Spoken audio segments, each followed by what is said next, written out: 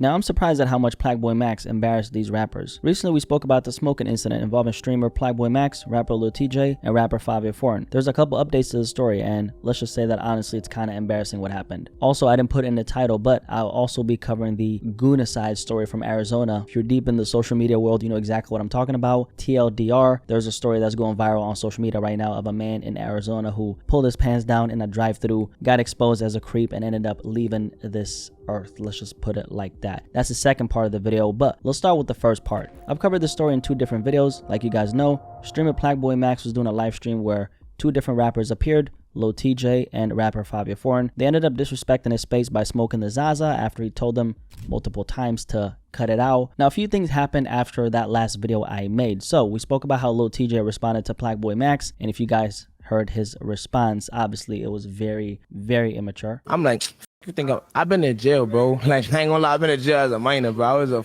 felon at 13. You feel me? Excuse me, appreciate it.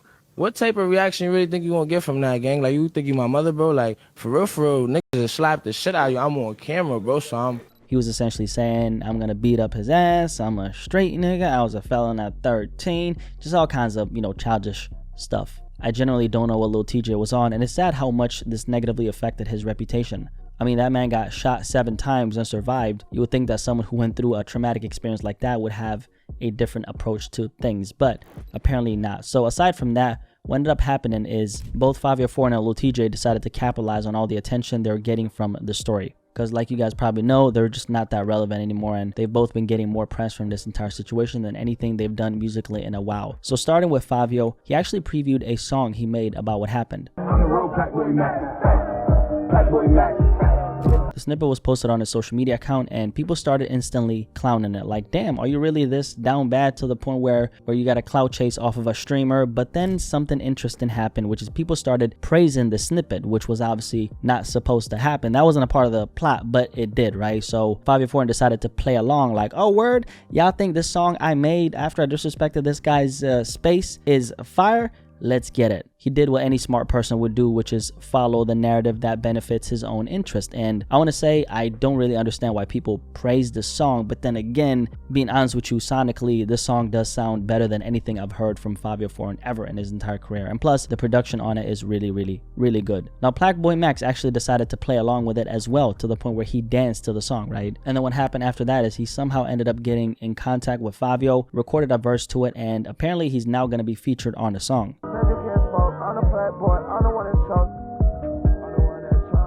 Part of me is like, is this a publicity stunt? Like, was this a publicity stunt all along? But then again, I don't really think so. What I personally think is happening here is PlaqueboyMax, from his perspective, is thinking this is beneficial for me, and he's probably right. It's probably beneficial for him. On the other hand, he could have also went the other route, which would have worked for him as well, and that would look like him not doing the verse for the song and clowning it instead. But he decided to sleep with the enemy, so to speak. Now, Lil TJ also decided to capitalize on this moment of attention, and he did so by promoting Fivio's song and, wait for it, by making merch off this story. PlaqueboyMax, however, wasn't happy with this, and he stated that he's gonna sue him. No cap.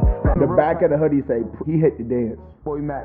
Lil TJ, I'm suing shit out of you. Now, he could actually sue him, which is the funny part, because he used his likeness, name, and brand on that merchandise when he didn't have his permission, and that's obviously illegal for anyone who didn't know. I think this story is actually pretty sad because it highlights a lot of not so good things about hip-hop. I mean, the rap game is so down bad to the point where we have famous rappers clout chasing off of streamers. Who would have thought we'd ever make it to this place? Not me. Specifically, it does highlight that clout chasing is still very lucrative in hip-hop. No matter how much this negatively reflects on both of these rappers right here, at the end of the day, they got a bunch of press, not for their music, but for their antics, right? Which kind of brings it back to the Lil Pump era, and I thought we were past that at this point, but apparently not. This is of course going to incentivize other rappers to capitalize on certain moments that happen in their career, and I don't think there's anything necessarily wrong with that, but if you're going to spin something towards your advantage, just make sure that it actually makes you look good. And I also think the issue is when it becomes more about the antics than the music itself, because what kind of energy is this attracting to your name anyway? Nothing useful, because if you're in the headlines for acting belligerent and being disrespectful, do you really want that to be attached to your name? Now, if you think all publicity is good publicity, then go ahead. It all depends on what action we're talking about and how you look at things, right? Overall, I think we can conclude that streamers are definitely the new rappers.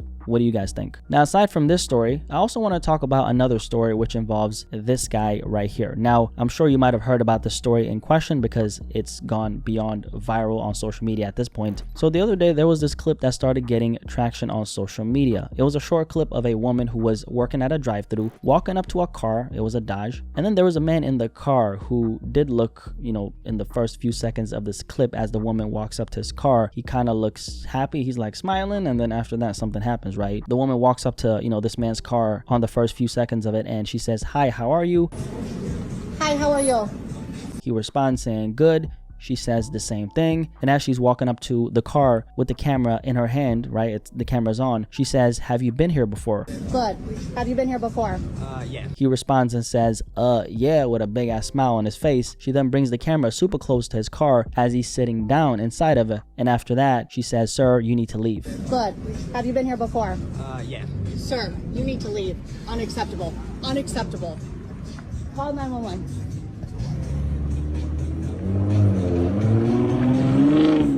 And this man ended up doing the dash faster than Tay-K was running from the police back in 2017 when he was doing the dash. You remember that? Now, here's the backstory to this clip, right? The man in question was apparently in his 20s, and the guy was apparently known by this establishment. The place is Bikini Beans, which is located in Arizona, and it's one of those Hooters type of spots where, the women are serving their customers with bikinis on and stuff like that, right? So he had been a customer there before, which is why she said, "Hey, have you been here before?" And he said yes. He admitted to that on camera. Now, the guy, like you probably, seen in the clip, had his, literally, he had no pants, okay? No pants. And as a matter of fact, his hand appears very near his, his private parts. He essentially pulled up to the drive-thru and was, I guess, beating his meat, right, with those pants down. So someone posted this on a Facebook group stating the following. They said, and the group is called Arizona Moms Helping Other Moms, right? And she said, "All right, y'all be careful. This happened while my sister was at work. She works at Bikini Bean in Tempe. This man had himself exposed as if it was okay, like absolutely disgusting. If you see him, stay away." And then there was a picture of his car, a screenshot of the reel, and his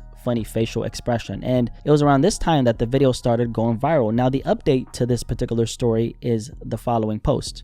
Okay, so I had posted this just yesterday. We were able to get a name of the guy who did this. I had spoken with his wife to let her know the situation and that the video was going viral, and she informed me that he had killed himself. I'm not sure what to think on this situation anymore. What he did was wrong, yes, but to take his own life is just, I don't know. I do hope no one had been messaging him saying awful things that influenced his decision. I only spoke with his wife, never addressed him. I gave his information to the owner of Bikini Beans to give to the police, but this is not what I expected at all. So you heard that correctly. This guy pulled up to the drive-thru on some weird ass shit, right? And he got exposed for being a creep, and then he did the dash like Tay-K, and like a day or two later, he ends up killing himself. This was confirmed by his own family. So there are a couple interesting details about the story. Number one, this guy was actually a father. Like, I think they even mentioned it in that post, right? Actually, did they? I don't really know, right? Actually, I think they mentioned that he had a wife, but not a kid, okay? He was a father. Instantly after the story went viral, there are a couple of different opinions floating around about this story. So some people were actually on the side of the guy, especially after they found out that he had deleted himself, right? And then there are a bunch of people who condemned his actions. So there was a little bit of a balance, actually, if you paid attention to the response in the story. Now, the establishment, they responded to the situation by saying the following.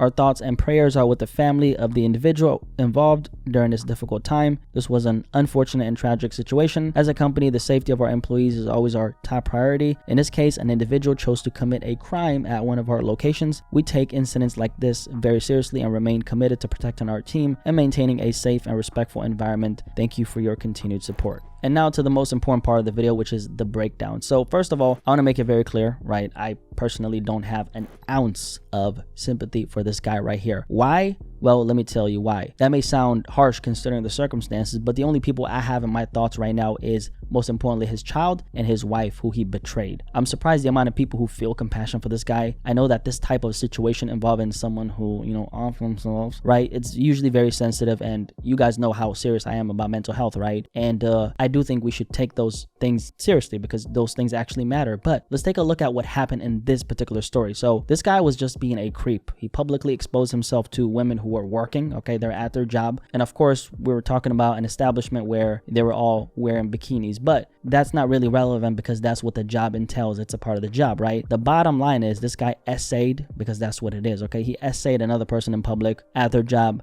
got caught on camera doing it, and then he couldn't deal with the consequences of his actions, and he takes the easy way out. And honestly, it is the easy way out if you really think about it. There's absolutely no way I'm gonna feel an ounce of compassion for this guy. There's honest men out there who face false allegations coming from women in this world. It happens, and those are the men that I feel sorry for. He was a 16-year-old star linebacker with a full-ride scholarship to USC and a dream to play in the NFL, when in 2002, a classmate accused Banks of raping her in the stairwell of their Long Beach high school. When you go into that courtroom, the jury is going to see a big black teenager, and you're automatically going to be assumed guilty.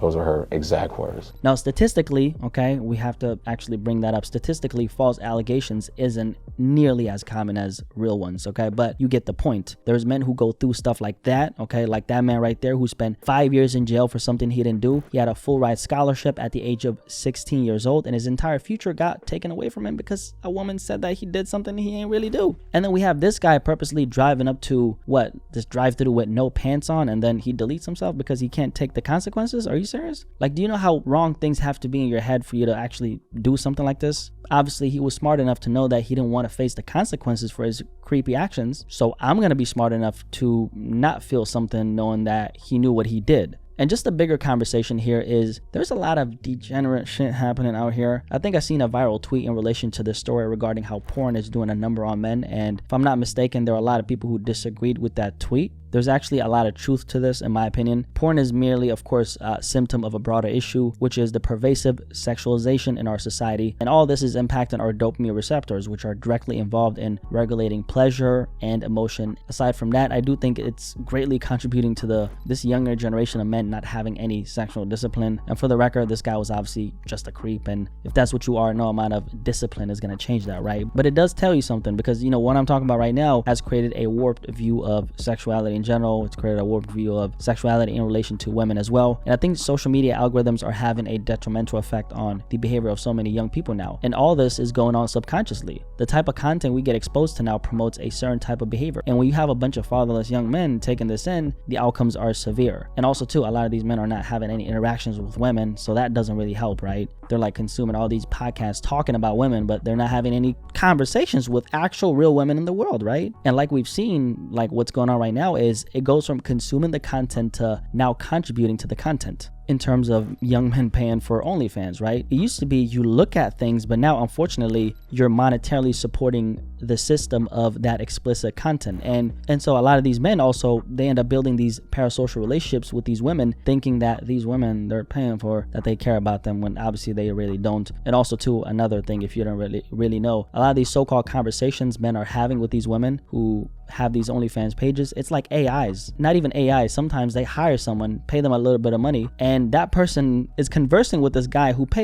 has this OnlyFans subscription, and this guy is like, oh damn, I'm talking to this woman, but nah, you're not talking, you're talking to a bot. If not a bot, you're talking to another person she hired. They're on a payroll, bro. But anyway, it gets so bad to the point where a lot of these women end up getting stalked and they get harassed by those same men. So I highly encourage you to really be careful, okay? Really be careful, because there's going to be a time where you'll wish you hadn't done it. And imagine if you get so freaked out that one of those stalkers is standing in front of your car one day when you're coming out of the grocery store. There are real strange psychopaths out there, and you getting them addicted to staring at a screen and touching themselves could play out in some horrific ways.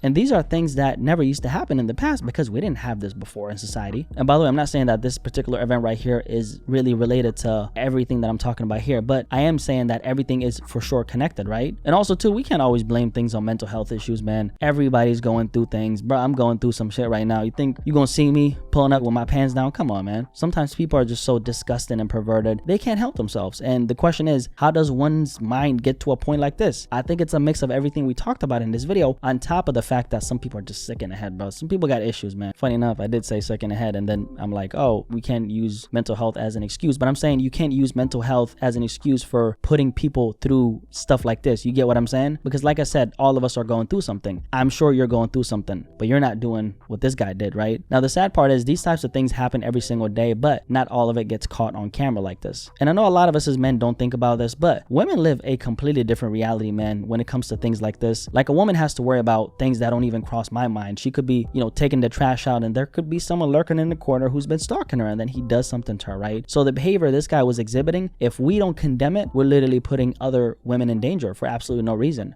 And this is not about feeling sorry for someone who felt comfortable enough to do this. It's about creating a safer world, man. Because if the dude was comfortable enough doing this, only God knows what other things he did and what he might have gotten away with. I mean, what if he flashed himself to a little girl publicly and there were no cameras around? That's the kind of stuff that we're enabling if we don't denounce this. And what signal and message does that send to all the young men paying attention to a story like this? That we should feel sorry for a predator? Nah, fuck that nigga. All around, this is a sad story, and my thoughts are with his wife and of course his child, because imagine having to live for the rest of your life with the fact that your dad isn't here anymore because he's now the face for this thing they call gooning. Anyway, if you made it this far, drop a like on this video. Hope you guys enjoyed this little two-piece special, okay? If you enjoyed it, definitely drop a like on this video because I don't usually do this type of format. But if you enjoyed it, let me know in the comment section below. I really enjoyed having this conversation, being honest with you. So what do you guys think about the Plaqueboy story though? And also, what do you guys think about, you know, the guy on that drive-thru? Crazy stuff, man. Very degenerate, by the way. But anyway, you guys let me know in the comment section below, and I'll catch you guys on the next video. Peace. I'm out.